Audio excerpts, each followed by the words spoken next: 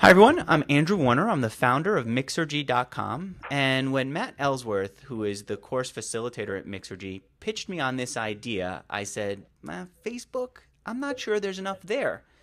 And then he started walking me through the tactics that you're about to learn in this course. And I said, Matt, we have to clear the whole course agenda and get to this right away. I had no idea all this was possible. Matt, of course, did. He gets social in a way that most people aren't even aware of yet. Matt does business development and product strategy at EighthBridge. Merchants partner with EighthBridge to create social shopping experiences for their customers within Facebook and on their e-commerce sites. Matt will be facilitating this course, and Matt, take it away. All right, thanks Andrew for the great introduction. Like Andrew said, my name is Matt Ellsworth, and I'm here with one of my really good friends, Lou Abramowski. Say hi to the people, Lou. Hey, people. And we are here today to teach you about Facebook. We deal with Facebook on a daily basis here at EighthBridge, but we're also going to talk to you about some of the things that Lou does outside of EighthBridge to enhance your Facebook experience for your web business or just your personal brand, and we'll probably get a little bit more into how you guys can use that individually. And so what we're going to do is go through the agenda that you see here on the screen in the Google Doc here, and make sure that we cover all the different items that are important to you guys. What we'll do is we'll start off in the Facebook Superpower section. So we just want to tell you that with this conversation with myself and Lou, you're going to be learning a lot. You're going to learn how to grow your audience, how to bootstrap your Facebook marketing. And what we mean by that is all of these strategies, besides some of the bonus strategies, are free. So all they take is you implementing them inside of Facebook, and they don't require any marketing dollars.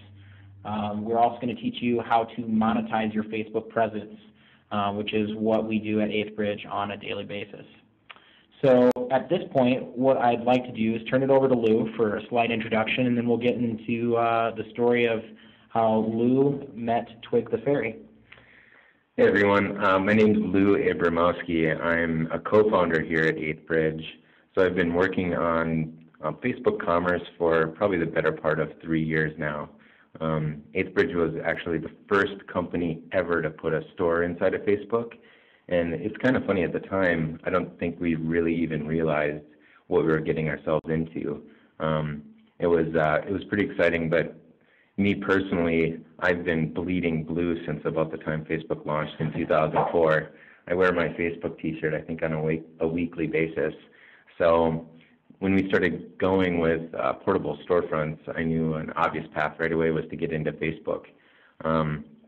And the minute we launched it, it really kind of propelled our business to something a lot more than I think we even realized we were going to be getting into. And since that launch with 1-800-Flowers back in 2009, we've launched some really premier clients like Hallmark, a big player in the flash sales market, Holtlook. Recently acquired by Nordstrom. Brooks Brothers. Delta Airlines. Delta Airlines maybe our flagship at this point. Some real serious clients on our client list. And while EighthBridge probably isn't going to help anybody out in the audience, it might be something really interesting for you guys to take a look at EighthBridge.com and just look at the client list and look at the services we have to offer and check out the really, really cool things that are happening inside of social commerce, particularly on the Facebook platform. It's a really exciting space, and we're pretty proud to be in it. And getting to work inside of Facebook every single day is a dream come true, really. And one note that I'd like to make is, like Andrew said, I do business development for EighthBridge, so I'm constantly bringing Lou in to discuss these same strategies that we're about to present to you today. So literally this is the exact same thing that we would be working with Delta Airlines on, or 1-800-Flowers on, or any of these other enterprise class brands, these billion-dollar companies. These same strategies will work for your small business as they will for a big business or even an enterprise level company. So with that, let's get into the story here. So Lou, why don't you talk a little bit about who Twig the Fairy is and what it has to do with the course that we're about to do today. So Twig the Fairy, well, I guess in my environment, first and foremost is my girlfriend. Her real name's Kathy, but Twig the Fairy is a children's performer that travels all around the country, performing at Renaissance festivals. So she spends about 10 months flying in and out of cities all around the country to do the performances on the street at Renaissance festivals, mostly for children and for the parents of those children, or just people who kind of have a childlike spirit about them. So we've been dating now a little over 2 years, and it's funny because when we first began dating, I didn't really know what she did other than the fact that she was a children's performer. And when I found out that she was a fairy, I honestly said the words to her, "The fairy thing is really cute, but you know you're going to have to get a real job someday." And somehow our relationship survives past that. It was just barely. Yeah, to the point where I did eventually get to see her perform, and at that point, when I did see her perform, I realized just how incredibly talented she is, and it kind of coincided also with the launch of the Facebook Pages product a couple of years ago, and at the time, I think she had something close to about 3,000 friends on MySpace, but she didn't really ever communicate with them. So one of the things I did is actually on the exact day that the Facebook Pages product launched, I opened up a Twig the Fairy page for her, and we kind of let it sit, and we realized, we began kind of talking about working on marketing for her character together, and later on, we came back to the Facebook page only to realize, even though we never told anybody about it, I think something like close to 1,000 people had already connected with her page, and we hadn't done any marketing.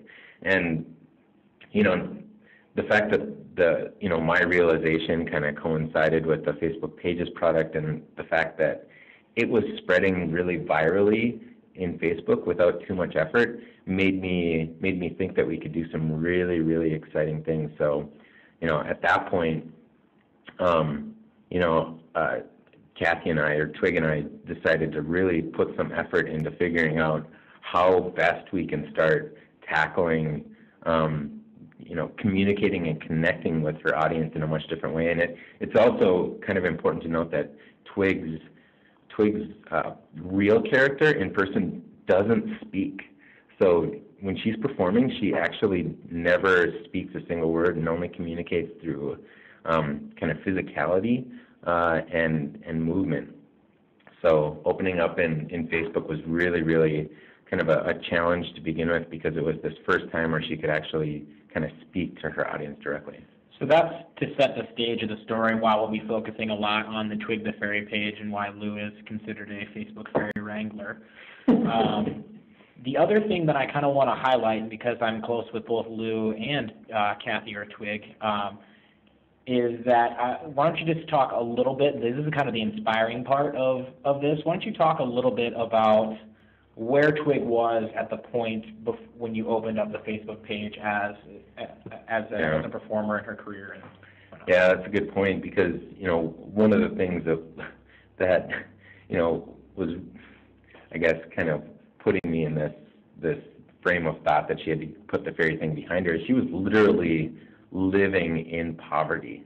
As she would travel out to these Renaissance festivals, she would live without running water, without heat, and in kind of these trailers, or even in some locations just a tent with kind of a shared bathroom area.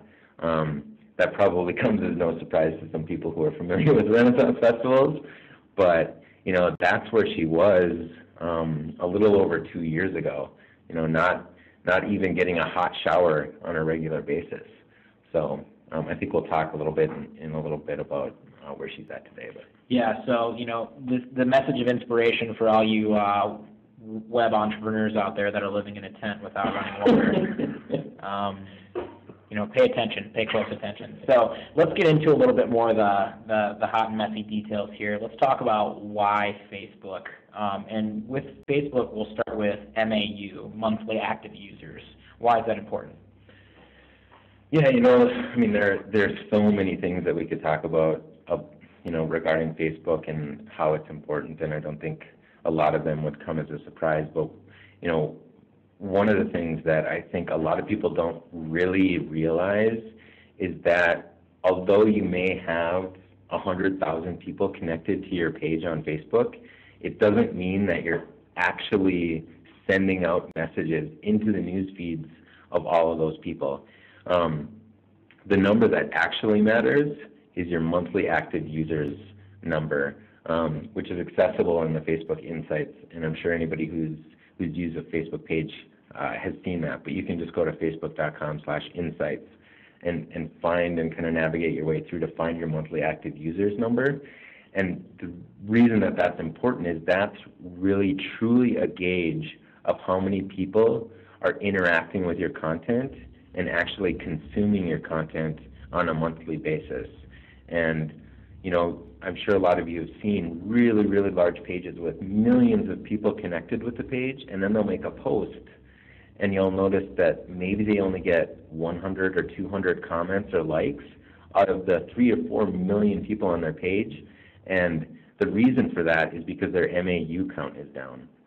And I think what we're going to talk about a lot today is mechanisms and techniques that you can use to boost that MAU number, because particularly for those people who are spending money on advertising or, putting in more than just sweat equity into growing your fan base, it's really important to maintain that MAU count high to maintain that you have some sort of channel of communication with the people who have connected with your page. So, obviously MAU is really, really important, after that explanation from Lou. What we're going to share with you next are just kind of a couple stories of what's been possible for Twig with Facebook. In the meantime, you may want to go to facebook.com/twigthefairy. If you haven't already liked Twig, you'll probably get this little sad face here, which is one of the strategies that you can employ in the future. So once you click like, you'll be able to kind of take a look at the page, see how passionate Twig's fans are, and if you want to take the time while we're talking about these stories, maybe even get your own fairy name. It's pretty cute. It's a lot of fun, and I'll actually go through the process of getting one of these so you can just see what that's like while Lou talks a little bit about this first story here, which is $27,000+ in donations in only 2 weeks, and that occurred on Facebook, right, Lou? Yeah, we did everything on Facebook, and just took the contributions via PayPal. So back in the fall, it's been a lifelong dream for my girlfriend to release a children's book, and we didn't really know the best way to go about it because it turns out that putting together a book costs quite a bit of money, and what we wanted to do is make sure that whatever we were going to put out was really consistent with the Twig brand and excellence, and we didn't want to just, also we didn't want to just put something out on Lulu and price it really high. What we wanted to do is something a little bit more community-oriented and have a little bit of fun with it. So what we did is launched our own Kickstarter campaign that we solicited contributions to the project prior to doing any printing or any preparation for the book. We just told people, if you love Twig, here are your options, and you can donate at multiple different levels, and be part of the book and, call yourself a producer of the book by making these donations. And what we did is we launched this kind of campaign that went on for about 2 weeks on Facebook, asking people to make donations, communicating with them regularly about the progress of the project, and we ended up landing roughly around $27,000 in donations in those 2 weeks, and eventually did end up making the book and getting it out in time for Christmas. Yeah, it was an incredible story, watching it unfold. I also got my book by the time Christmas started, so I was pretty happy about that. One of the next stories that kind of astonished me was the story about the calendar sales that you guys did shortly following after the donations. Why don't you talk a little bit about that?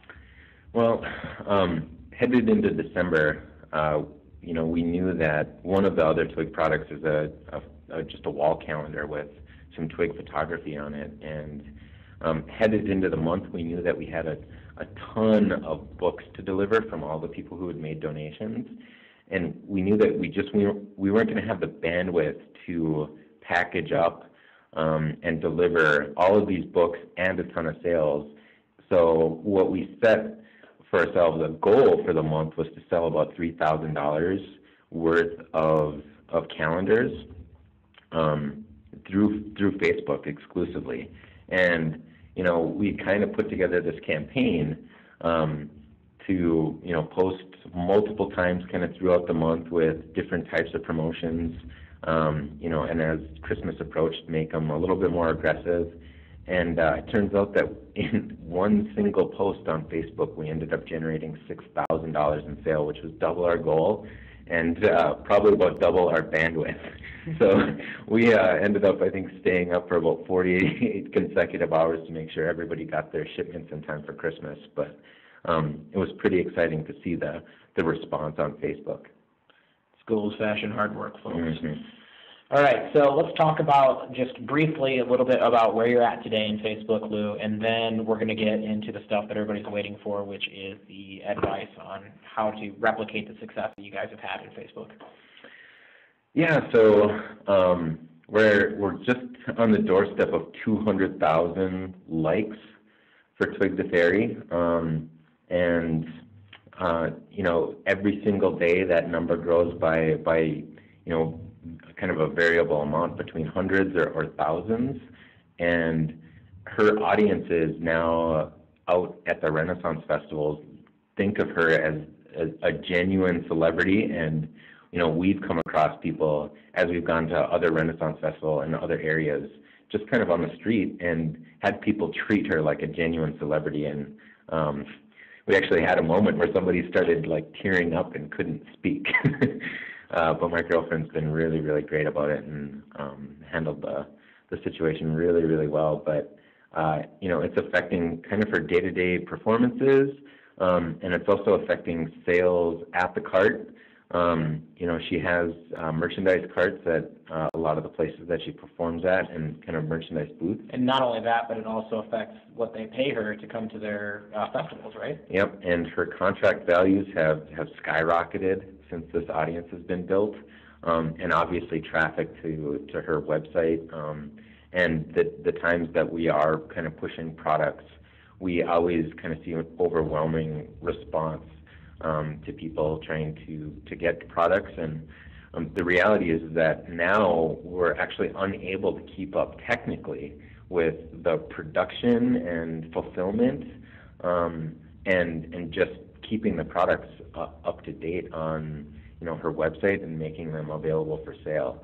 So it's kind of where we're at today. Okay, that's fantastic. All right, so what you should have garnered so far is that Facebook is real, people. If there's any other Andrew Warners out there, believe. So let's get into it. As you can see, point E here is what we're really trying to stress, which is that you should start today. The first item on the list, first strategy, post every single day. And this is kind of a Gary Vaynerchuk thing as well when it applies to like blogging, Twitter, all kinds of different things. So let's talk a little bit about why it's important to post every day on Facebook. Yeah, I think I might start just by saying that there's a lot of people out there giving it, I think, in my opinion, really bad advice about trying to avoid annoying your audience by posting every single day. And the reality is that posting every single day is incredibly important to keep your audience engaged, because Facebook calculates this newsfeed kind of optimization and newsfeed affinity between pages and users. And the stronger that affinity between a page and a user, the more often that page's content gets showed to that user inside the newsfeed. So it's incredibly important that you post every single day. And, for the, I guess, scientists out in the audience, you can kind of experiment with this yourself. But you'll notice that on the days where you do not post and you go and look at your monthly active users number change on that day, you will almost invariably see that your MAU, or your monthly active users number, will go down. And the reason for that is because, although Facebook doesn't expose or give any information about its algorithm for deciding this newsfeed optimization algorithm, but the reality is, I think after 24 hours, your affinity with pages starts to decrease if you haven't been shown a post or liked the post or commented on it. And the reality is that you need to post every single day in order to maintain that monthly active users number, because what you want to do is post every single day and garner interactions with comments and likes from people. So that's important here. So, the next point we have here is about posting engaging content. Let's talk a little bit about a framework for posting engaging content. What types of things should we consider when we're making a post? Because I'm bought into posting every day. Now what? Mm-hmm. Well, this isn't new information, and anybody who reads anything from, Gary Vaynerchuk, Chris Brogan, I'm sure that stuff from Andrew too kind of reinforces that original content is the most important thing that you can do. By supplying other people's content, you're really not delivering something new. What you want to do is communicate to anybody that's connected with your page that the content that they're getting and the value that they're getting by connecting with your page is that they're going to get content they can't find anywhere else on the internet. And it's something kind of important to think about as you're posting every single day is, what I am about to put out to all of my fans and all the people that are connected with my page, is it really interesting? And is it something that they couldn't have found anywhere else? And is it kind of fun and engaging? So, say if a fairy were to type a message while flying upside down, would that be considered original content, or can you find that on Mixergy.com? I don't think there's a ton of fairy content on Mixergy.com. Not yet. Not yet. After this course, maybe. Yeah. Okay, so that's a great example there of working also humor into a post. And I think you guys do that a lot. But one thing that people should notice here is that 1,463 people have taken time out of their day to like this specific post, and there's 209 comments on this one single post. So obviously that's an effective method as well to post something original. Yeah, and on the humor front too, if I could just add one more thing on that, it's the advice I often give with this is that you try to recognize the fact that you're in Facebook and appreciate the medium that you're in. So this type of humor won't translate over the phone or like on a pamphlet at a storefront or on a sign outside the wall, but this like upside down text and this like textual humor, right, works better because of the environment that it's in. And this is true for the example that we're giving here, but one of the other kind of funny posts that we've used a couple other times that's along these lines is we've posted something about submitting a Facebook feature request to add the glitterific button. And people have responded really, really well to it because they realize that this is a piece of content that was written specifically for them in the environment that they're reading it. And it doesn't feel like there's some sort of a robot just operating the page. It actually feels like there's a human being behind it. And just by recognizing and thinking a little bit about where you're posting and how you can use that environment to better communicate where you are, I think really works well, particularly for humor. Yeah, so there's some buzz in the street this year about F8, Facebook's big conference, and the glitterific button. Yeah, Mark Zuckerberg's announcing it. Okay, good, perfect. All right, well, let's move on to the next item here, which is not what you would typically think, right? So Lou says links stink, but I'm still skeptical. Yeah, one of the things that we noticed really, really early on is that by sharing hyperlinks inside the newsfeed, we almost invariably lower our interaction rates.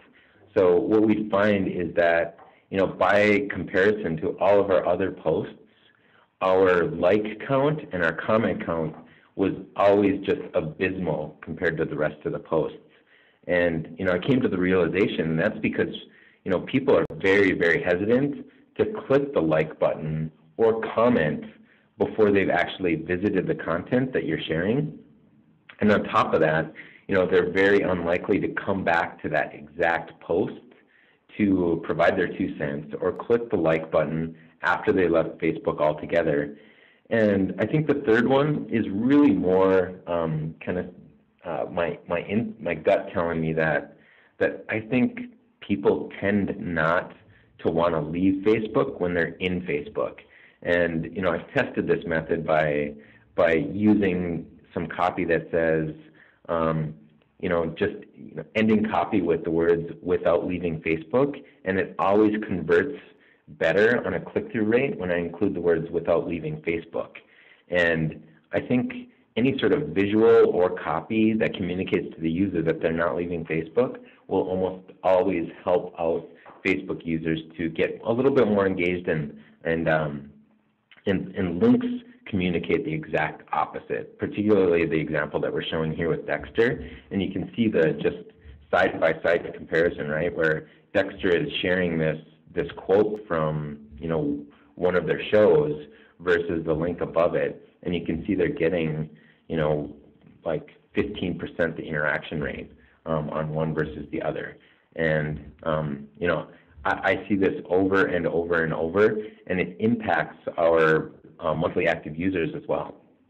So, I've had conversations with people that are behind the newsfeed edge rank, that algorithm that decides what shows up there, and they've told me that the link click-throughs do count towards edge rank and that newsfeed algorithm, but I have yet to see it anecdotally or through any sort of experimentation, because when I post links, my monthly active user count definitely does not go up. Okay, great. Man, by the way, I am excited for the next season of Dexter. It is going to be really, really good. Okay, moving on to number 3. Let's talk about Cameo Power. This is one of my personal favorites.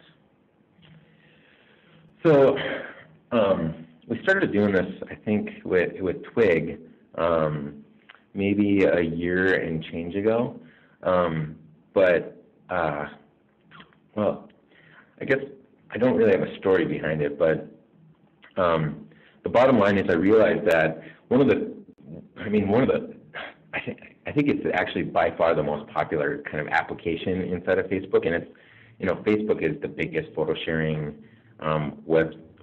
website on the entire web, and it has been for a very, very long time. And Facebook says over and over the reason for that is because of the tagging feature. And one of the things that we realized that people were doing with Twig for a while actually was tagging themselves in Twig's pictures. So, they were finding some sort of connection with Twig beyond just trying to, read her content and just consume everything that she was posting. They also wanted to, in some way, kind of represent themselves with Twig. So one of the other things about my girlfriend is she's incredibly expressive.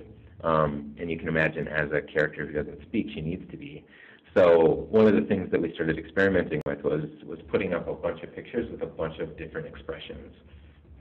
And with that, we started doing this Very Friday thing. And for a very long time now, we've been posting 3 images with each image itself has, I think in this one there's 12 and anywhere from like 12 to 25 or so images. And we give the users a call to action, and we present this call to action for people to tag themselves in the photo.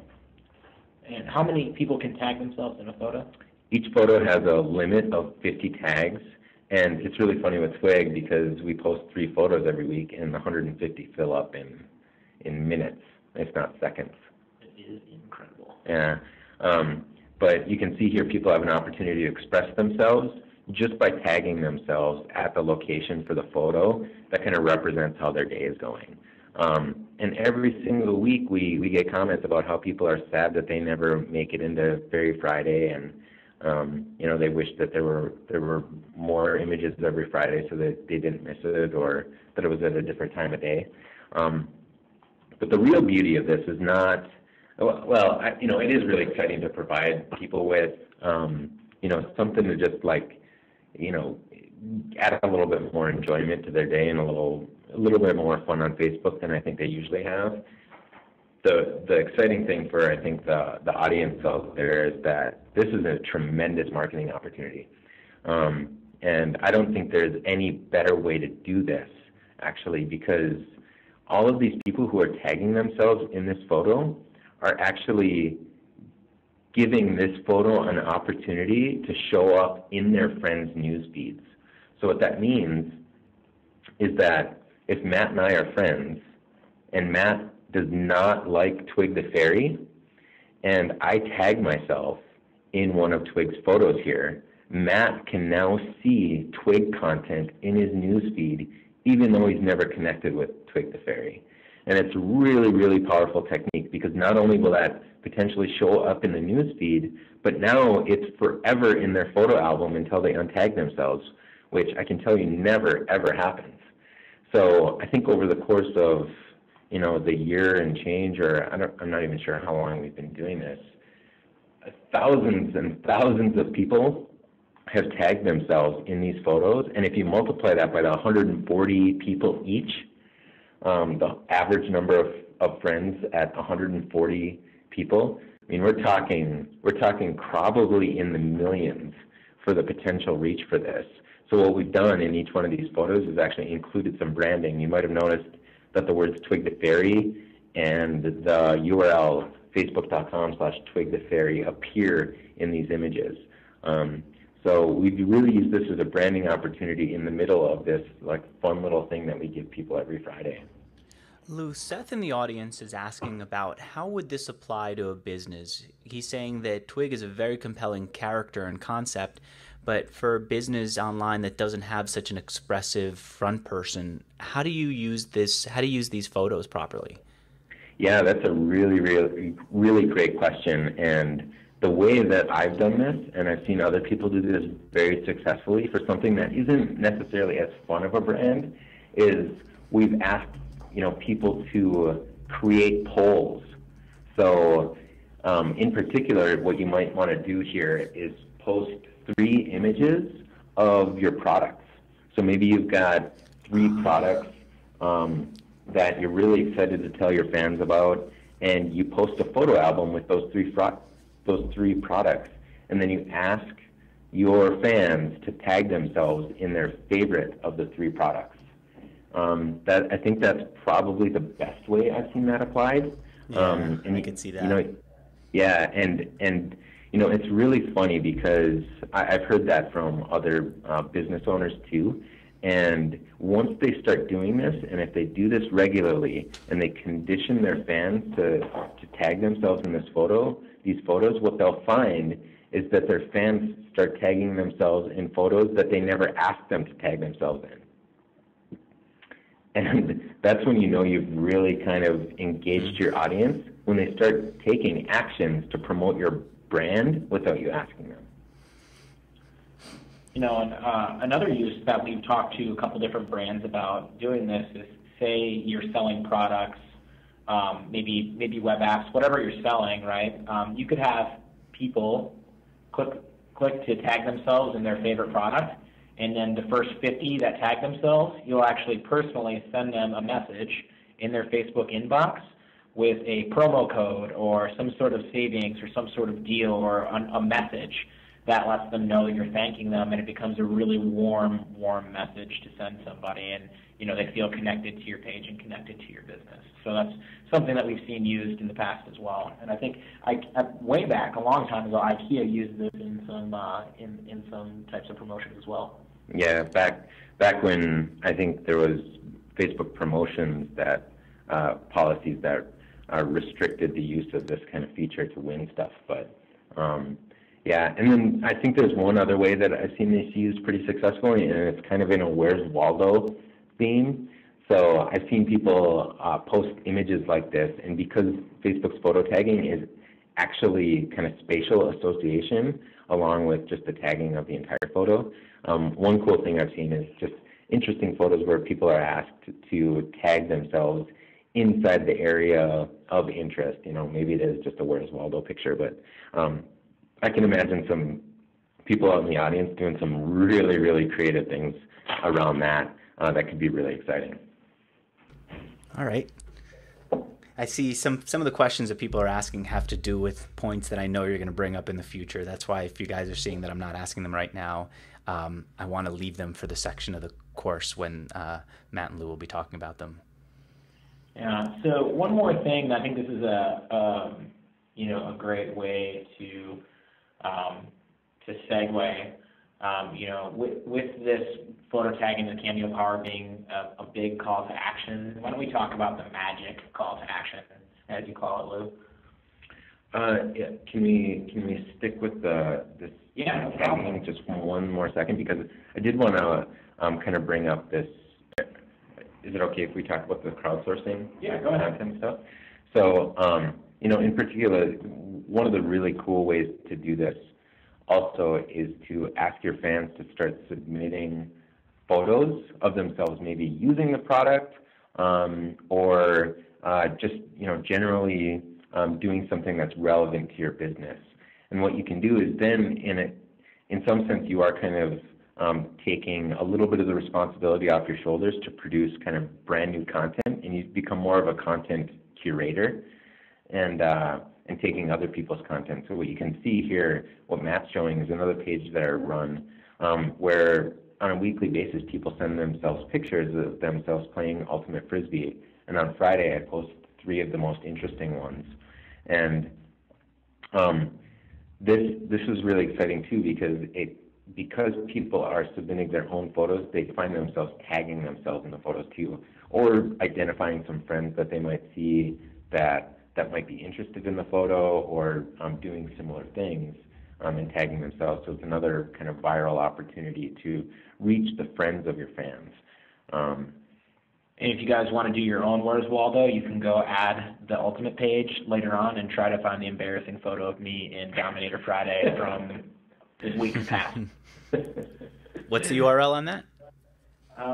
It's facebook.com/theultimatepage.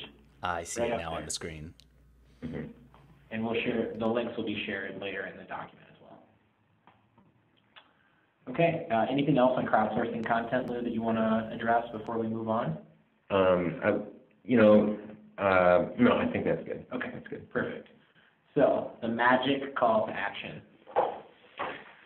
Yeah, so this is something that's really simple, and I don't think it needs much explanation really, but other than I think a lot of people are kind of afraid to use language like the words click, like, if, followed by a statement, because they feel like it kind of cheapens their brand, or it feels kind of desperate. And I guess that's fine if you're incredibly brand conscious. If you're talking about really some of the most elitist, I guess, brands in the world, then maybe there's some concern there.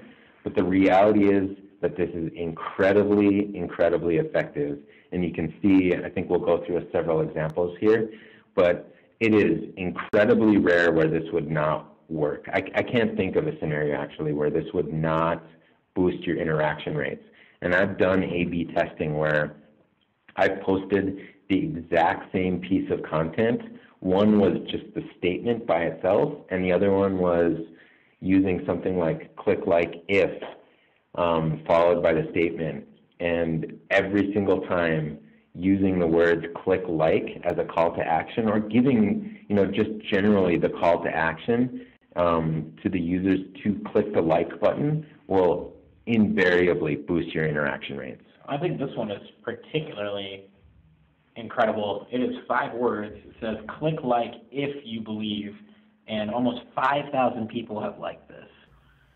I was thinking that same thing too. That's amazing. That just adding 2 words to that magic intro gets 5,000 people to hit like. And considering what you said earlier about what happens when someone does hit like and how they're much more likely to see your content, that is especially incredible. I made a note of that too. Yeah. So later this week, Andrew, I want to click like if I'm an ambitious upstart. Yeah, actually, I'm actually taking notes here as we do this because I know that everyone wants to know, does this work? And if it does work, will it work for Andrew? And if it's not working for Andrew, then what's wrong with this? I want them to see on my site, in my Facebook fan page, how all of these ideas work. I want to prove to them that these ideas work by using them myself. Perfect. And I see Derek in the audience is saying that he's loving this. Thank you. And thank you right back, Derek. Yeah, Derek, we're glad you believe, man. Find that like button.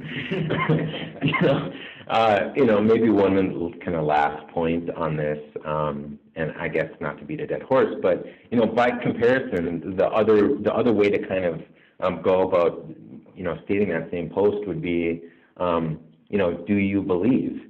And had I posted that, do you believe, or had Twig posted, do you believe? I assure you the interaction rate wouldn't have gone over 10%. I'm sure we got literally a 10x lift in the number of interactions just by rephrasing it in a way such that people, all they had to do is click their mouse button once. And Matt was just showing you there too, kind of, we've experimented with, using pretty much the same language in a couple different ways. But this is another really effective way to do it if the click like thing doesn't work. I use this one over and over too, is I make the statement, I follow it by 2 line breaks or 2 carriage returns, and then in parentheses I just say, we recommend you like this. Or maybe in Andrew's case he would use, I recommend you like this. Speak in a language that the audience understands there.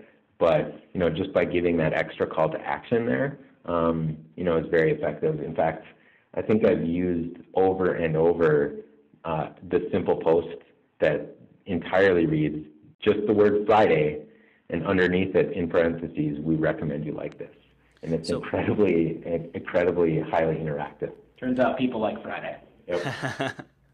So Jason in the audience is asking, what about he's asking, what number should you be shooting for when it comes to like, impressions, feedback? That's a really good question. Yeah, that's a really incredible, it's a great question. That, as far as the percentage goes, I think if you're getting into the range of like 50 to 60% of all of the people who have connected with your page are in your monthly active users number, I think you're doing a really great job. Let me just do a quick calculation here. Twig, for example, I think is one of the highest percentage MAUs to actual likes. Of course, I don't have access to a lot of the bigger pages, but for pages that are sitting with like 200,000 plus likes on their page, I regularly see Twig outperforming those ones with 3,000, 4,000. And just to give you an idea, her monthly active user count today is at 110,000 of the 195 she has. 110,000 out of 195 people who are fans of her. 110,000 took some kind of action or interacted with Twig the Fairy? In the last month, yeah. In the last month. Is it too personal to ask to see that page on Matt's computer? I'd have to log in here, but let's see. Maybe, are you logged in right now? I'll tell you what, if you have to log him out, then maybe we can come back to it afterwards, after we're done with the presentation. I think what Lou will do is maybe add me as an admin, and then I can actually just use my profile to get on, and then he can take me off later, so I can't steal all the fairy secrets. Okay, well, I don't want to interrupt the flow if you guys want to move on to the next point, but I'm going to add it here to the list of questions that people have been coming up with during the session. Yeah, that's great. And keep the great questions coming, people. You know, we want this to be interactive as well, and hopefully you're having a good time so far. So this is. Can I say just one more thing about that last question that came through? In terms of impressions and interaction rate, my goal with Twig right now is to have the impressions hit about 100,000 impressions for every single post that she has, and that number fluctuates a lot because I think Facebook does tweak that newsfeed optimization edge rank algorithm quite a bit. Month to month, we see drastic fluctuations in that number. Some days we'll just be feeling great, and that number is really, really high, and we've seen it get as high literally as 300,000 or 400,000 impressions per post. But now, the number really sits more around like 120,000 per post. So that's kind of where we're at in terms of impressions. And then I really try to make sure that we're getting somewhere in the neighborhood of about 2%, 1.5% to 2%, I think, for interaction rates. So that would mean if there were 100,000 impressions of it, I consider a really successful post about 2,000 comments and likes.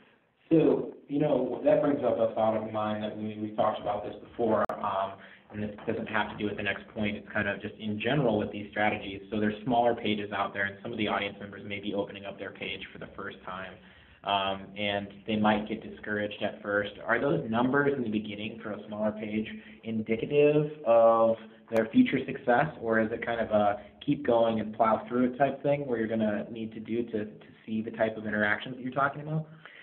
I think for the smaller pages, it actually seems to be a little bit easier to get higher interaction rates and a higher monthly active user number. And as your page grows, it's harder to maintain those higher percentages.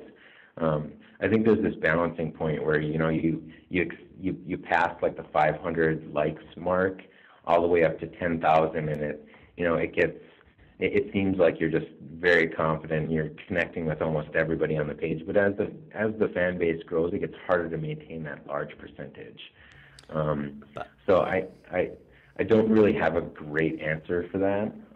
But I have, in my own experience, I run several pages that are just 2,000 or 3,000, and the interaction rates tend to be much, much higher.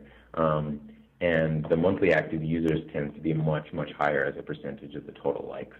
So I want to keep this moving, but I've got to tell you that Seth Price in the audience just tried the click like if idea as we were talking. He said, I just posted click like if and filled in the blanks, and immediately someone liked it. And he says, I only have 345 likes in total on my page. So immediately, even with a small audience, he was able to get a response. Who did that? That is Seth in the audience, who's testing out these ideas in real time for us. Thanks, awesome. Seth. Perfect. Yeah, this is a little off agenda too, but this is one of the beauties of Facebook, right? Is like there really isn't an easier medium to push out content so immediately and test things out so immediately. It's really a fun place to do that kind of stuff. So we'll dive. Lou has made me an admin. So we'll dive just real quickly into the insight. Do we want to go to insight, Lou, or do you want to go? I'll let Lou drive here for a second. So you can just kind of see the summary up here. Close that there. In the upper right-hand corner, there's an insight summary here showing the monthly active users, and you can see that on a daily basis. I think that represents either yesterday or 2 days ago. In Facebook Insights, there's about a 24 to 48 hour delay on the data that's coming through, but you can see that 110,000 people are in the monthly active users bucket. Got about 300 new likes yesterday. There's 62,000 daily post views, and I think that might be actually uniques. I don't think that's impressions. And then the post feedback says 400, and I don't know what that represents, but I don't think we've had a day under 1,000 anytime recently. And so another interesting thing that I'm seeing there is some recommended pages, and you get to see how many of your fans like certain other things. It looks like about 54,000 of your fans like Lady Gaga. Do you think there's a collaboration potential there with Lady Gaga and Twig the Fairy? Well, no, but we, it could be a good storybook. Yeah, you joke about it, but I have used this information to guide the content better for what I share. So, I think if you were to look at all these different things, you can tell what your audience is interested in and use that as relevancy. Yeah, oh, that's exactly. Interesting. So I guess we could even say if we see that our audience likes Starbucks or South Park, or in this case, what do we see, True Blood, we can do a question, or we can say, click like if you like True Blood, or click like if you're a fan of Starbucks or Coca-Cola or whatever else they're into according to this page. I could see how that'd be really useful. Yeah, I think with Twig, we made some comment about I think it was something like, I'm not sure who this Lady Gaga person is, but if she thinks he's getting my glitter, good luck, or something like that. So you probably won't be making any Charlie Sheen and fairy dust comments coming up, though, will you? I don't think there's any Charlie meaning. I see Derek again in the audience. He's saying, with all these ideas, you're giving him specific action. He's saying, with all these ideas, we can now implement a strategy for what to post over the next 2 to 3 months, and that'll ensure good content. He's saying it's great stuff. Thanks for the great feedback. Yeah, that's great feedback. But just so you know, Lou's been using these for 2 years. So, 3 to 4 months, you can literally reuse these ideas constantly because all you have to do is plug in new content. I see. So you're saying it's not just 2 or 3 months worth of content. It's just over and over. You just keep recycling the basics techniques. How's that for not letting somebody compliment you? No, but really, seriously, folks, thank you so much for the feedback. Let's keep moving along. We have a lot more great stuff to share with you here. So this next one it's a little bit similar to the magic call to action, right? It's a call to action in itself, but it's the fill in the blank. And why don't you talk just a little bit briefly, kind of overview why this is different than the call to action specifically? This is more geared towards comments, right?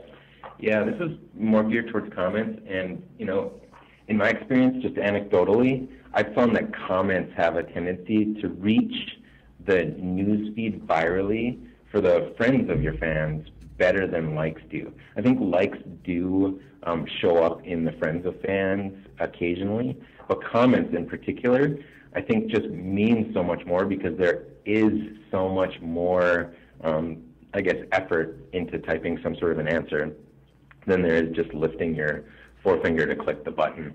So, I think just fundamentally it is different and more powerful to get comments than it is to get likes. But I think also it is a little bit harder to get comments. But this particular, and these 2 mechanisms coming up here are the ones that I found to be the best way to kind of solicit comments from users. Andrew, I want to see a post on Mixergy's page that says, this week I'm going to interview blank. And you let people decide who they want that next interview to be. Okay. Yeah, I think that would probably be even more effective than just asking an open-ended question, and I'll get into that a little bit later. But I think that's a really good idea, Matt. Yeah, and so let's just take a look here real quick.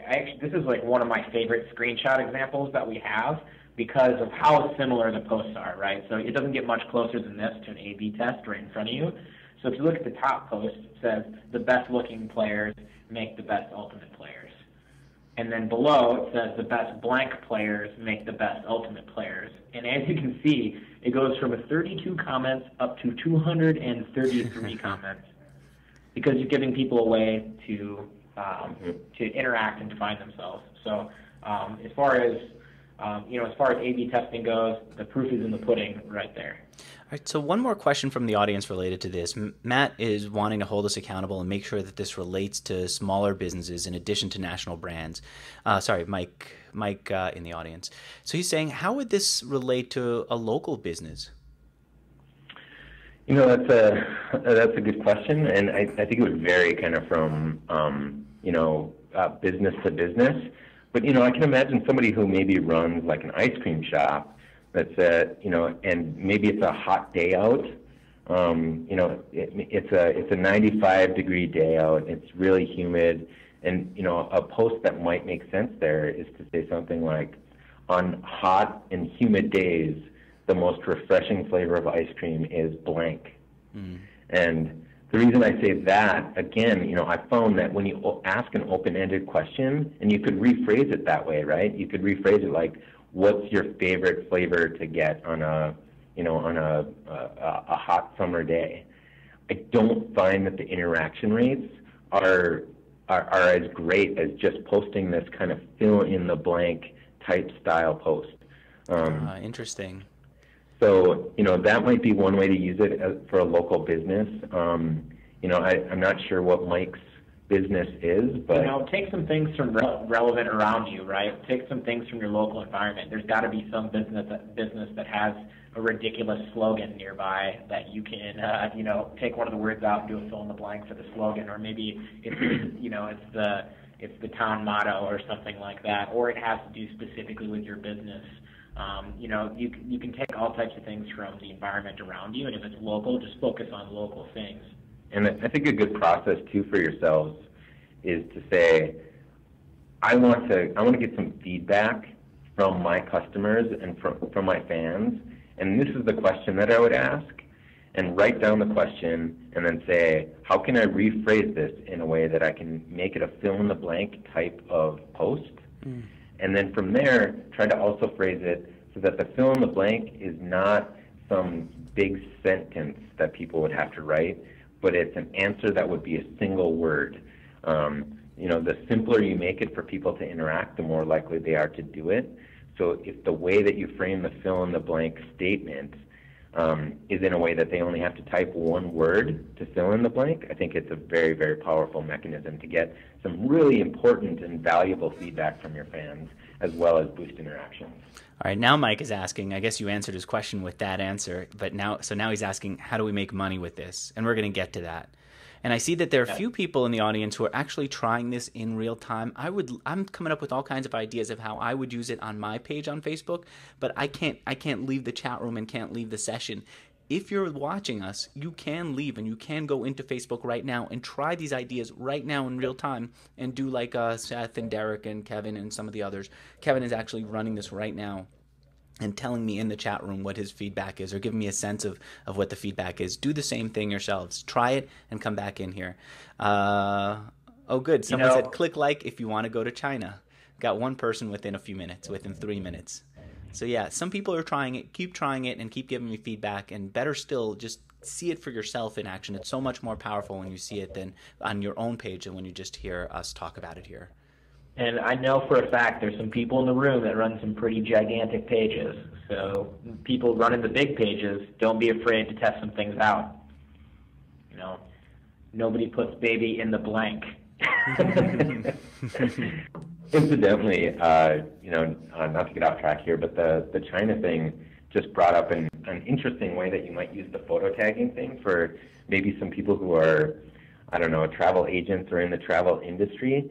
Posting pictures of like incredible beach scenes and vacation scenes is an incredibly powerful way to use the photo tagging technique, because it's something that everybody relates to and everybody gets excited about. So if there's anybody in the audience like that, I'd really recommend finding some fantastic vacation photos and then encouraging your audience to tag themselves in the photo and pretend that they're at the location. Yeah, and for that matter, if your business has, if there's any way that you can tie fails, pictures of complete and utter failures, to what your topic is, that's also going to get really big interactions. You got sites like Failblog and things like that. So sometimes Lou on the Ultimate page will post people failing pretty hard, which is actually what my picture is of. So if you find that, you'll find that pretty interesting as well. The fun way to do that often is to encourage your fans to tag their friends in their photos, which can also happen. Well, I've never really experimented with that too much out of fear that it might actually annoy some people. But it's a possible way to do some marketing that way. All right. Andrew, unless you have any more super relevant questions that you'd like to spit at us, we're going to move on to this next step. Yeah, let's go to the next one. I do see that there are a few people who who can't use these ideas right now because they're managing client web pages. And of course, I understand that. Tomorrow, though, let me know. Let me know how it goes. Okay, Yeah, so yeah, well, they're eager to see some more ideas, and a few of them are eager to try something new. So what's the next item? you know what they say about working with clients: sell them what they want, give them what they need. So Yeah. put these into use.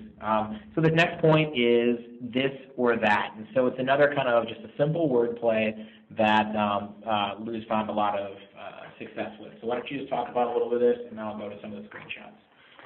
Yeah, so again, I kind of found the best way to get interactions for a question that might be a little bit more seemingly open-ended was to just post the options with the word "or" between them, followed by a question mark.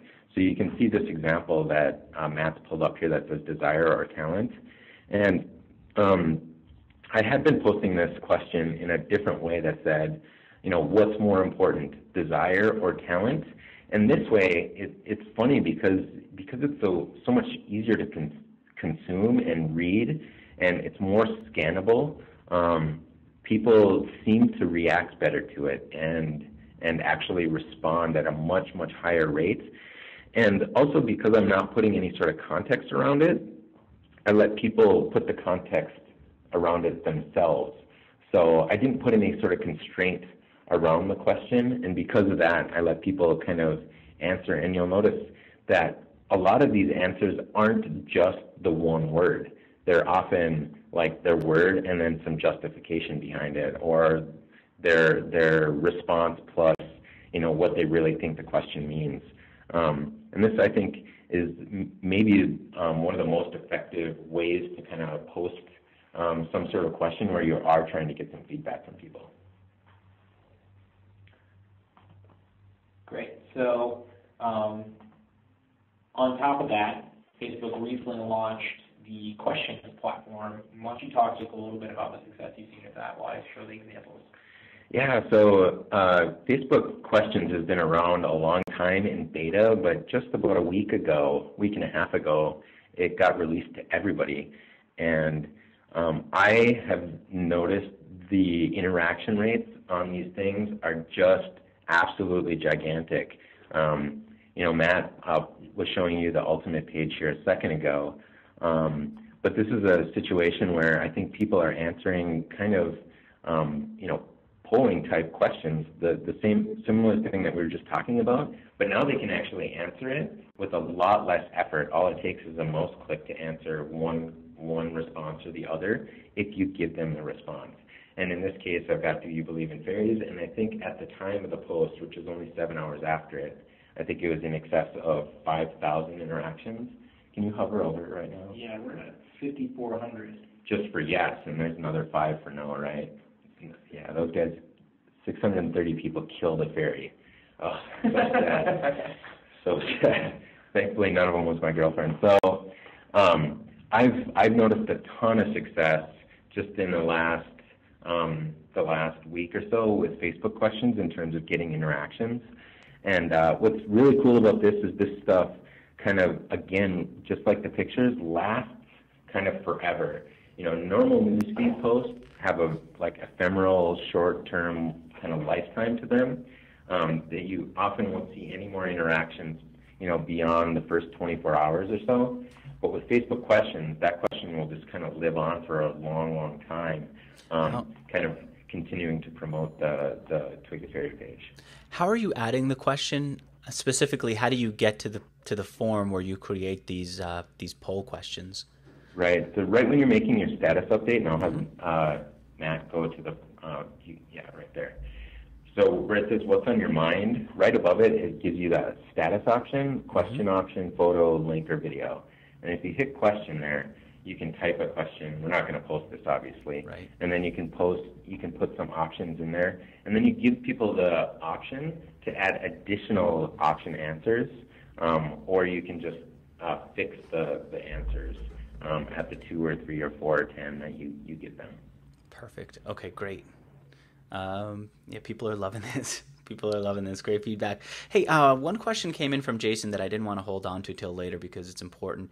He's asking, once you ask these questions or put these polls up and people start interacting, how often do you go back in and respond? It seems like if you're getting thousands of people who are commenting, you have some obligation to go join, but you can't respond to all those people. Yeah, I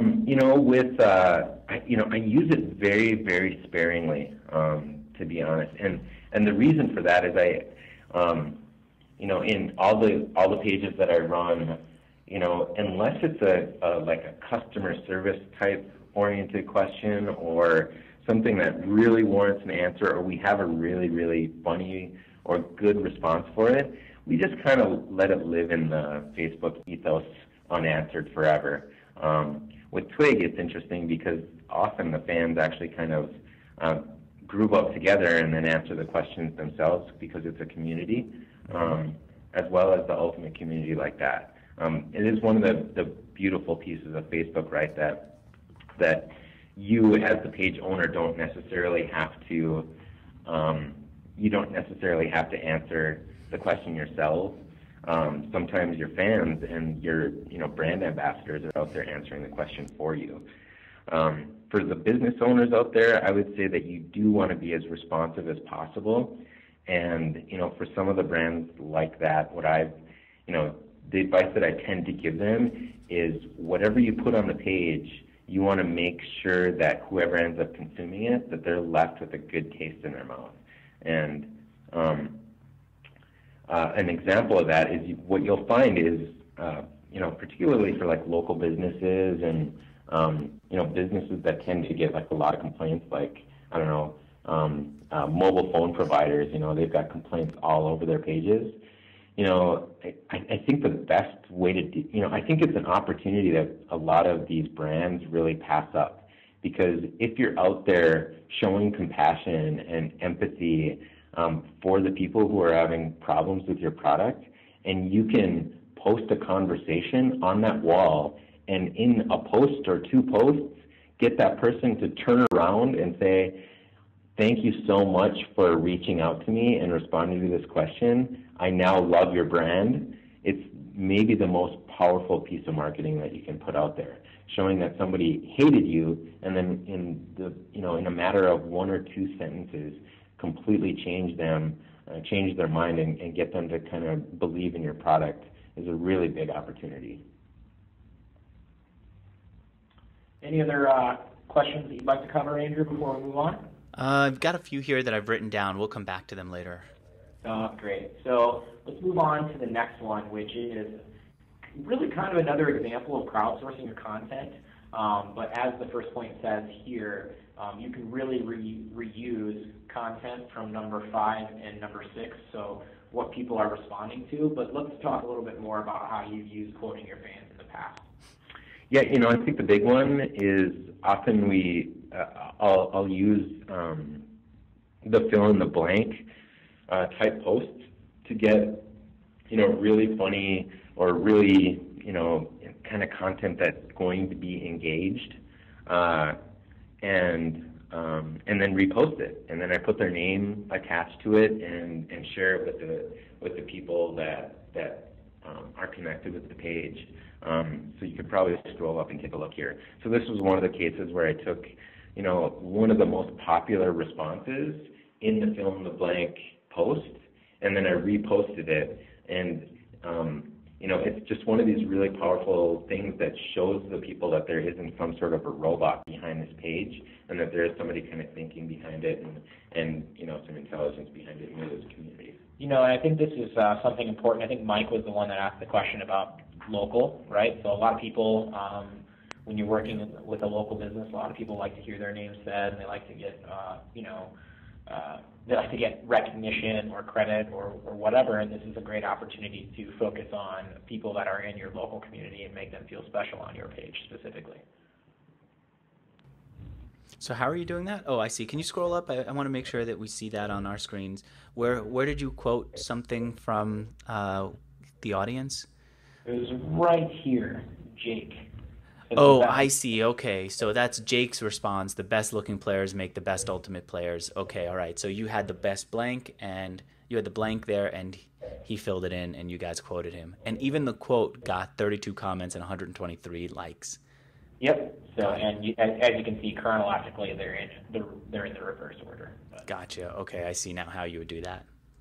Yep, and then in the picture here is also an example of, Oreo taking a fan and putting their picture directly in the Oreo profile picture. Oh, I see. So that's a fan picture that they used in their profile picture. Got it. Exactly. Got it. Okay. Yep. Oh, that's cool. I could see really being excited if my picture was there, wanting to show it to my friends. All right, cool. Knowing how many people would see it. Clever. I like it. Absolutely. So, I think that one's pretty straightforward, right? So it's just repurposing the content that you're getting from people through your other methods. So let's talk a little bit about monetization, which is, obviously the concept of the hour. We're all business people. It all boils down to dollars and cents at some point. So let's talk about some of the ways that you, Lou, have used Facebook to monetize. I think there's been kind of two primary methods that I've used. One of them, is very simple, and it goes against one of the things that we've already talked about here. But I think there is a kind of a right way to do it, and that's basically to use this method very sparingly and make sure that it is very timely and relevant. And that's just to share links, right? So if you've got a site where you're selling something, or maybe you're running some sort of an affiliate program, or that what you can do is take a platform, and if you can get clicks, it then turns into money. Using all of the techniques leading up to number 8 is going to work very, very well, because you're going to have a free audience to communicate with, because it does not cost anything to set up a Facebook post. This is like truly owning an audience in this sense, right? Like, it even costs money to run your own website for the most part. It costs money to run an email campaign if it's large enough. But you can get to the point where maybe having 1 million people on your email list is going to cost quite a bit of money to send out updates or send out that email blast, but it's not going to cost anything on your Facebook page.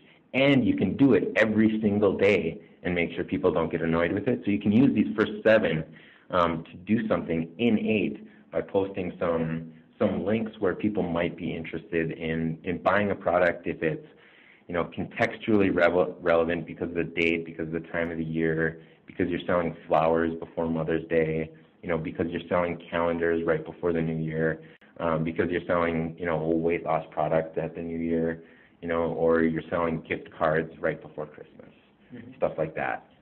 And so, if everybody in the audience, you're here at Mixergy, you're at a Mixergy course, so I assume you listen to as many Mixergy interviews as I do. And the way that I pitched Andrew this idea initially was, look, all the entrepreneurs that come on your show, the majority of them, or a lot of the ones that have seen a lot of success, when Andrew asked them the question, where did you find your first customers, right? Because we know he nitpicks and finds exactly what their first step was. Mm-hmm. It always seems to be that they already had an audience, right? They had somebody following their every move. They had somebody that is engaged with them and that has an affinity for what they're going to do next. And these are all ways that you can use to get people to be connected to you, right?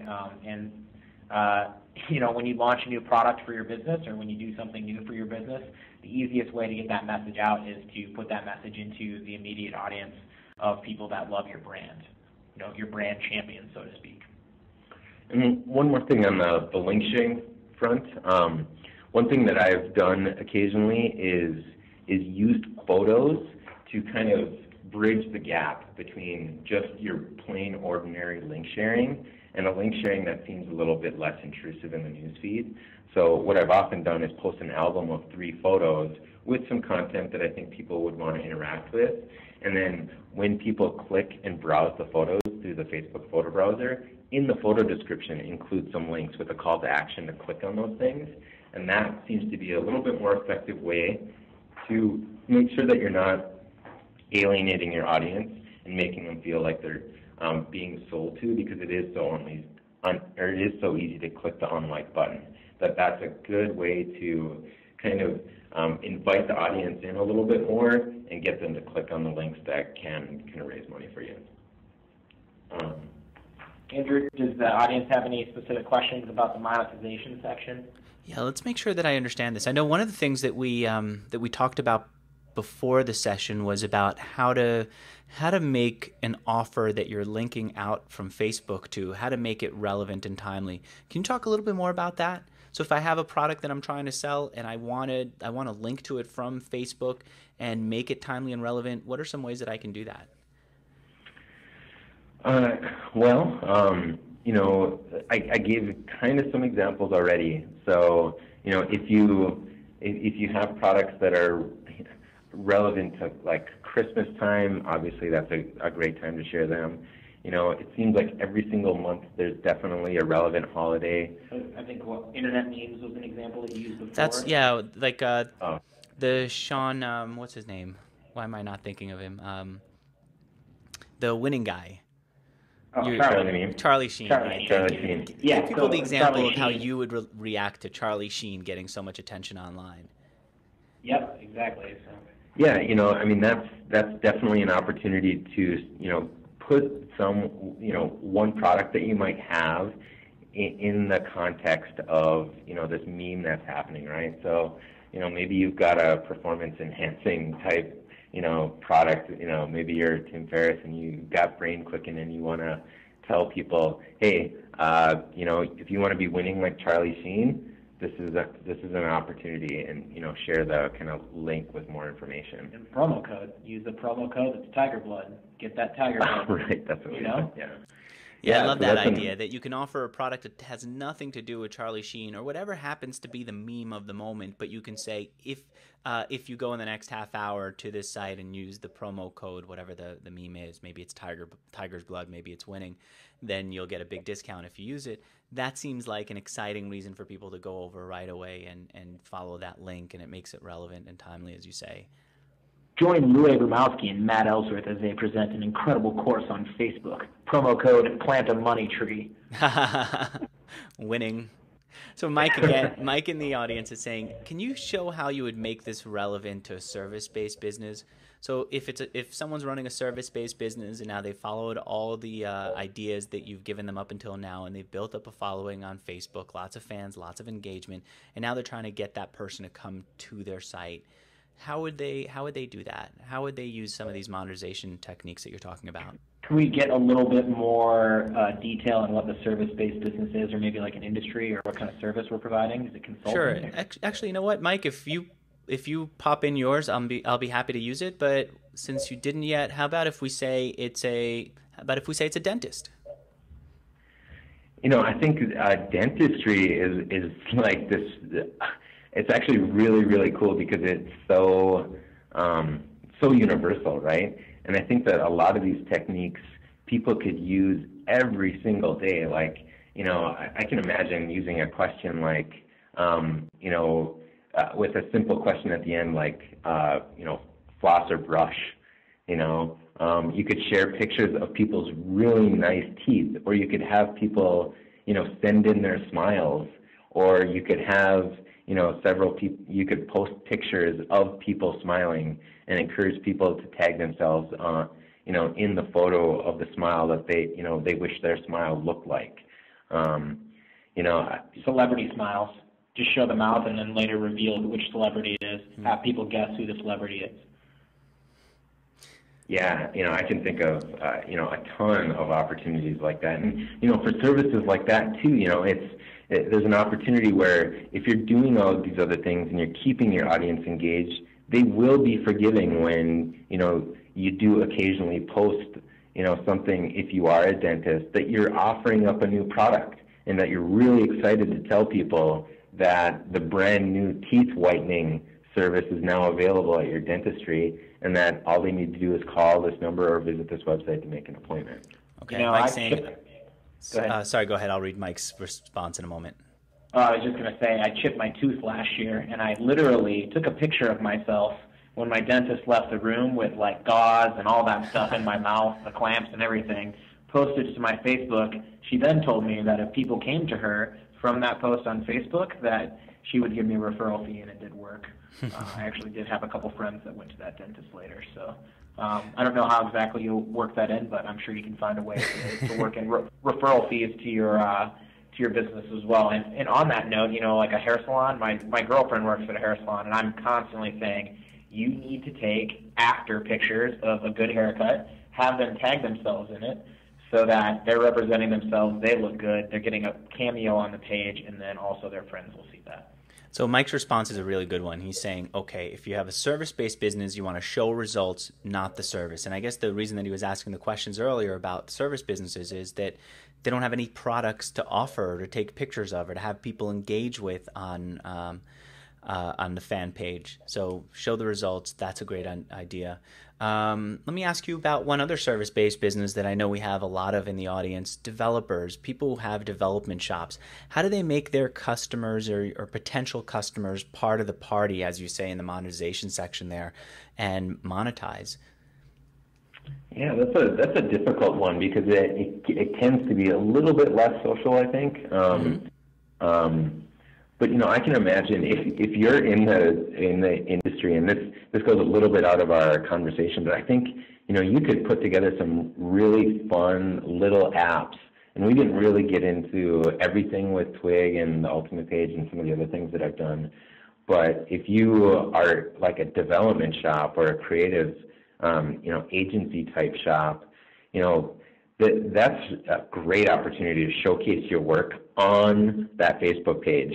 And like I was saying before, if you can share links with the words, without leaving Facebook, and put, a little piece of maybe, like we were just talking about, results or an example of your work on the Facebook page, it could be really, really interesting to get people kind of engaged and see what you're capable of doing right inside Facebook. I think it could be really powerful. Okay. Yeah, I mean, there's all kinds of fun things that you could do with humor in relation to developers and computer geeks and, that kind of stuff as well. And I think it's also really possible for you to show it, like, internet fails, right? Like, show pictures of where code has gone bad, right? Where things are not working like they should be and why it looks really, really bad. And it's important to have a good, strong developer. Okay, one more question on this section before we move on. Did you give an example of the beauty of what you call micro-campaigning? What's a micro-campaign? I mean, what's a good example of a micro-campaign? Yeah, that was the next thing I was going to get to. That's great. So this is the other technique that I've used that's worked well in kind of an affiliate model. But imagine that if you've got multiple products. And there's some affiliates in the office. Yeah, I'm sure. As well. Yeah, this is a really, really good, I think, kind of tried and true technique, actually. And I probably haven't even used it as effectively as it could be done. And I'd really love to hear from some people in the audience if they manage to find a way that really, really works. But one of the things that I've done, I'll give an example from the Ultimate Page, is I ran a themed week where what I did is every single day I posted a picture of a particular type of cleat, or I don't know how many international people are out there, but a boot, I guess. People, the footwear that Ultimate players wear. And every single day, I encouraged people to give their comments and reviews on a particular type of cleat. And then I watched as people liked the different comments and agreed and did those things. And then at the end of the week, what I did is I summarized all of the I guess, user-generated content from the entire week in a single post, along with links to all of the different products where they could buy them. And I just did that through Amazon, and it was incredibly successful just in a single day, particularly for like where I was at with the Ultimate Page at the time. And I've done some other examples too of that similar thing. But it's this really, really neat thing where you spend time kind of getting people really, really engaged seriously inside the content with kind of this promise of a sales pitch potentially coming, and at the end of it actually delivering. And for the affiliates out there, this Ultimate page that Lou runs is a great example of somewhat vague concept, right? Like this isn't like a specific business or anything like that. It's kind of a general concept or a general category. And don't be afraid to start pages like that where you're dealing with a general subject. In fact, sometimes those are the pages that are doing the best, right? Where somebody takes a concept like Ultimate Frisbee that anybody who's ever played can relate to, and they're now connecting with Lou in one location about Ultimate, and there he is able to monetize with cleats or things that are relevant to the game. Yep, and I'd like to add like one other kind of variable, or I guess variance of this type of micro campaign is if you have a particular set of products that you yourself want to sell, you might want to solicit your audience for feedback for the type of promotion that they'd like to see on your page. So maybe you know that you're willing to give a big discount on one product for one single day. So what you do is you start, it's really a 3-post cycle. The first post is to say, okay, I want to hear you guys out. If you could have any product for free shipping and 25% off for one day, which product would it be? Then you get a bunch of comments. Again, you probably want to frame it in the like fill in the blank or simpler, or use a Facebook question for it, something like that. Follow it up with a final vote and pick the like 3 or 4 finalists for those products. And then after you've now posted twice, figuring out what product they most want, on the third one, give it to them. Hammer it down, send them the product, give them the link. They know it's coming. They actually have a true vested interest in it. You were able to give them 2 updates ahead of time of what's going on. And now you're not doing just this generic campaign that came out of nowhere. It's actually a fan-solicited campaign. And I've actually read some reports on this that you can get up to a 3x lift in the participation in that kind of a promotion versus just posting a regular one. Okay. I was actually going to ask that. You just took the question right out of my mouth. I was going to say, what about the idea of just putting up a link straight up? You've done all this work to build up the audience. Is it okay to just post a link straight up? And it sounds like what your answer is, yes, it'll work, do it sparingly, but this campaign, the mini campaign, is going to work tremendously better. Right. Okay. Absolutely. All right. Fair enough. A lot of people have been asking about the app marketplace as soon as they saw the fairy name app that you had on the Twig the Fairy page. So I'm eager to get to that. But let's start with that question that people keep asking. What is the app that you use for Twig the Fairy's, your fairy name? You know, it's funny because when I made that, you know, the term like fan gating, well, I guess back up. It's actually a homegrown app, so I actually wrote that app. And, you know, in a general form, what it really is a quiz app, right? So people kind of enter in their input, and then at the other end, they get some sort of an output. And I get to that a little bit, but that app is something that I actually wrote. So it's not widely available. Okay. But that's what I've been telling people. So then where do they get their own apps if they can't write apps themselves? Where should they go? Obviously, Wildfire has something to do with this.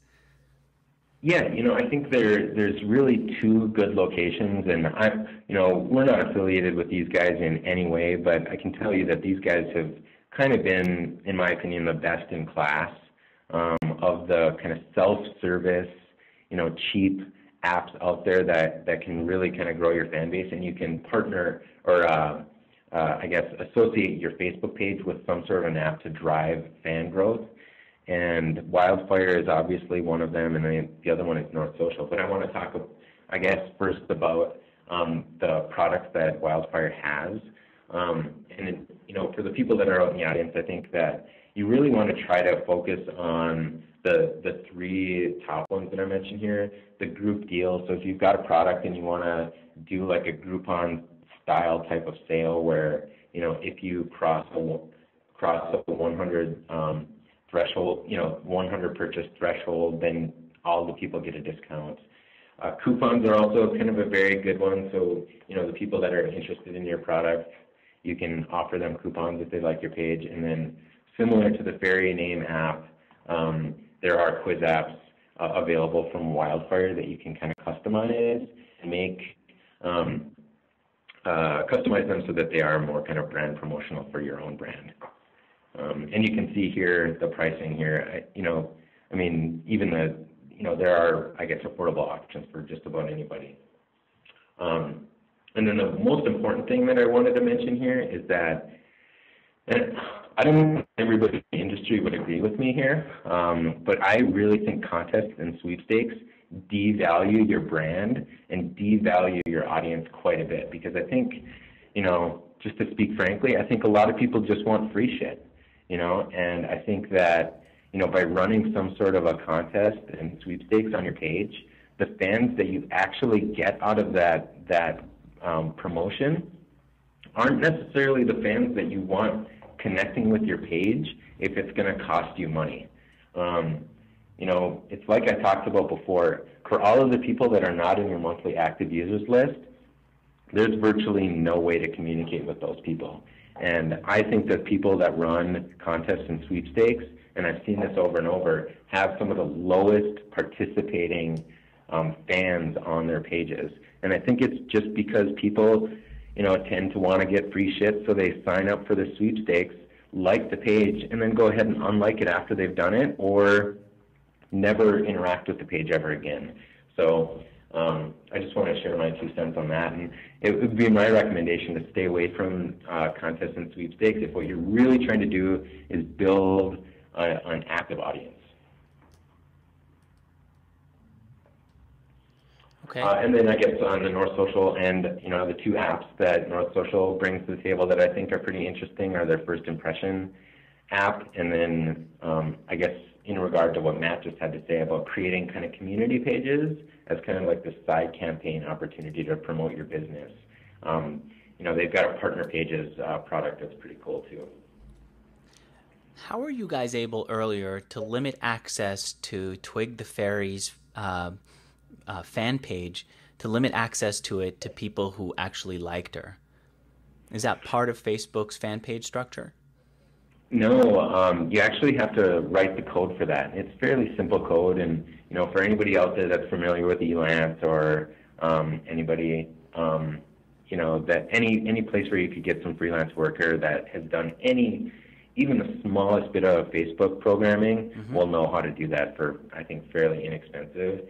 And a lot of the apps that I just mentioned with Wildfire and North Social will have that incorporated in. It's called like gating. So it used to be called fan gating when fans were still fans. But that just means that content gets revealed after the person is willing to like your page. I see. And, I've got at the bottom here, we've got FacebookSwagger.com. This is something that I just finally got up this weekend, or I guess today, really. But what I'm going to start doing is sharing a lot more of these tips in a ton more detail, kind of on a regular basis, because I realize we're already 40 minutes over here, and we've barely even scratched the surface on this topic. And, Andrew, if you gave me the time, I'd probably talk for 10 more hours. And I know that people would want 10 more hours worth of information from you. So you're saying that if they go to FacebookSwagger.com, they're going to see your blog where you share more tips and you try to go even into more depth than you did right here? Yeah, absolutely. And I'm going to, right. So to answer, that the most recent question that was just asked about, how do we get this kind of like gating stuff?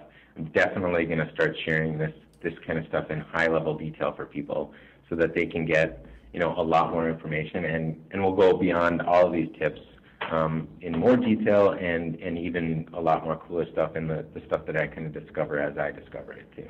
Okay, so if they want to like gate, which means rewarding people for hitting the like button by giving them special access, then for now, if they use an app from a company like Wildfire, they'll have access to that feature. Or if they go to Elance, they could hire somebody who can create that like gate. So I hope that's useful for you guys who've been asking that question. Let me go through some of the questions that people have been asking throughout, and then, of course, if you have other questions, I'll take them in a moment in the chat room. So let's see. A lot of them we actually asked as we continued. What happens when other people post on your Facebook page? You know, they see that you have some traffic and they decide that they're going to kind of compliment you as a way of getting attention for themselves or links to their fan page or their personal page or their personal campaign. So is this similar to when somebody comments on your blog and they leave their link very plain and clear for people to see, saying they wrote something similar on the subject? Kind of like that. It's less spammy, but on a blog it hits the comments and it's out of the way. On your Facebook fan page, if they write something on your wall, everyone gets to see it. And as you were showing the Twig the Fairy fan page, I didn't see a single comment that wasn't written by Twig or a single wall post that wasn't written by Twig. Yeah, I'm so glad somebody asked this question because it just didn't make the cut in our agenda here. But the very first thing that I would tell people, I think, is to change your settings for your wall to be your posts only. And I think I can go in here and do this by going into Edit. And let me see if I remember here.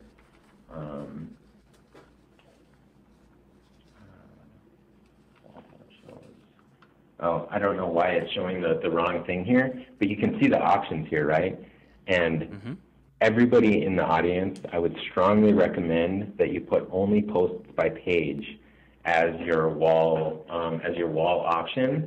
And the reason for that is, I think what we just discussed is people, not only people, but people, accidentally hand over their account to some, malicious app that starts posting links all over the place.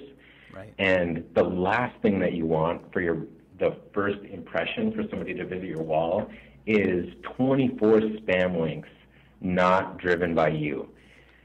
So by resetting this setting right here to be only the post by your page, you really get to control the view that people have of your page. So and people still have the opportunity to post on Twig's page, and you'll see it here. If we go to the most recent, you'll notice lots of people have posted. Tons of people, over and over, pictures, comments, all over the place. But, like you said, Andrew, you didn't see that because our setting is set that this is the default view, and this is the way that we want it. And it doesn't necessarily encourage a ton of interaction as a community, but I don't think there's a really solid way to do that anyway. Not one that works very, very well. And this is a good way for, the times where we don't get to look at the fan page for 16 consecutive hours, that it doesn't get taken over by some spam link. And then I'd say, just as a policy for myself, anytime that I see people posting links that just aren't relevant at all, and they made no effort to be relevant, I just delete the post. And that's just my personal preference. And I'll get a message every once in a while asking people why they deleted it, and I'll tell them, frankly, if you're not joining the conversation, then your posts just get deleted, and that's just how it is. And then, one more thing to add to that is you can go back up to repurposing your fans or quote your fans' content. If somebody posts something meaningful and maybe, you have this filter set and you know that not many people saw it, you can always bring this up that Laura posted a great picture and reshare that. Gotcha. Okay, quite a few people earlier on were asking, what about the first 1,000 fans? We can see how once there's an active community that's liking and answering questions, that they bring in more people. But how do you get those first 1,000 fans that will then help spread the word beyond? I'd start, seed the community with the contacts that you already have, right? So, that's the way that I started the Ultimate page, which is, in excess of 80,000 people and accelerating, is I play Ultimate. And I invited, I think, like 100 of my Ultimate playing friends, and I asked them, would you like the page? And then I started putting out good content, and they started recommending the page to their friends or just interacting with the page. And because of the viral nature of Facebook, it would just spread virally. So everybody's got their own network, whether it's just small, or maybe you've already got a big platform with an email list, or you've got your website, or if you've got a brick and mortar store, you can print off business cards and then hand out business cards as people walk through the door. How do you feel about asking people to invite their friends to like the page specifically? Like if I just posted, hey guys, I'm trying to get this page going, well, invite all your friends. I think it can be done if it's done in like a fun way. In fact, back when Twig's page started, there was no such thing as a vanity URL for her page.